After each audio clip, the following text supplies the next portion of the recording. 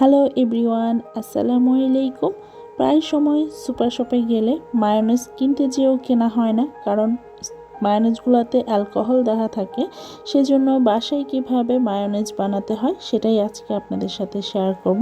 প্রথমে একটি ব্লেন্ডারে জার নিয়ে নিচ্ছি, তারপর দিয়ে দিচ্ছি একটি ডিম, তারপর দিয়ে দিলাম 1 কোয়া রসুন, এখন দিয়ে দিচ্ছি কিছু ফ্রেশ গোলমরিচ, আর দিয়ে দিলাম হাফ চামচ চিনি, হাফ চামচ লবণ,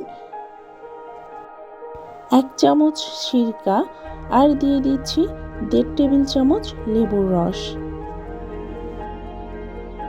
নিয়ে নিচ্ছি 1 কাপ রান্না করা সয়াবিন তেল। এখানে চাইলে অলিভ অয়েলটাও দেওয়া যায়। তেলটা আমি একবারে দিব না, তেলটা আমি 3 ভাগে দিব। প্রথম ভাগে কিছু অংশটা দিয়ে ব্লেন্ড করে নিব 1 থেকে 2 মিনিটের মতো, তারপর আবারও কিছু তেল দিয়ে আরও 1 মিনিটের মতো ব্লেন্ড করে নিব। এভাবে আমি 3 বার ব্লেন্ড করে নিব। এভাবে 4-5 মিনিট ব্লেন্ড করার পরে মায়োনেজটা সম্পূর্ণ রেডি হয়ে যাবে, সুন্দর একটা ঘনত্ব চলে আসবে। আর এর স্বাদ বড় বড় রেস্টুরেন্টের মায়োনেজ থেকে কিন্তু কম নেয়।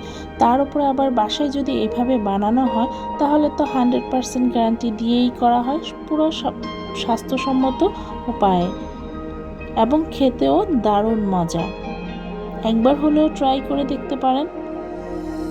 আর তৃতীয়বারের মতো বাকি তেলটুকু দিয়ে আবারও ব্লেন্ড করে নিব, এবং এর সুন্দর একটি ঘনত্ব চলে এসেছে যেমনটা আমি চেয়েছিলাম।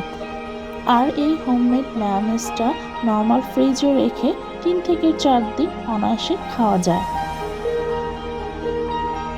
খুবই অল্প সময়ের ভিতরে এবং সহজভাবে মায়োনেজটা বানানো যায়। ব্লেন্ডারের জার থেকে আমি এখন একটি কাচের জারে নিয়ে নিচ্ছি।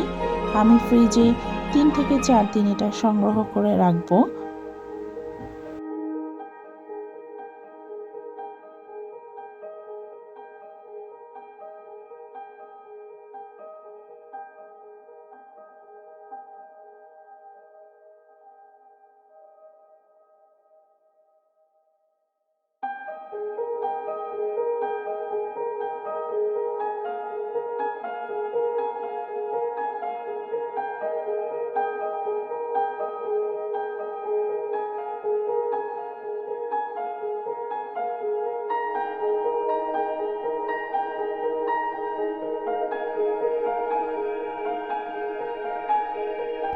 ভিডিওটি যদি ভালো লেগে থাকে প্লিজ সবাই পাশে থাকবেন, সবাই ভালো থাকবেন।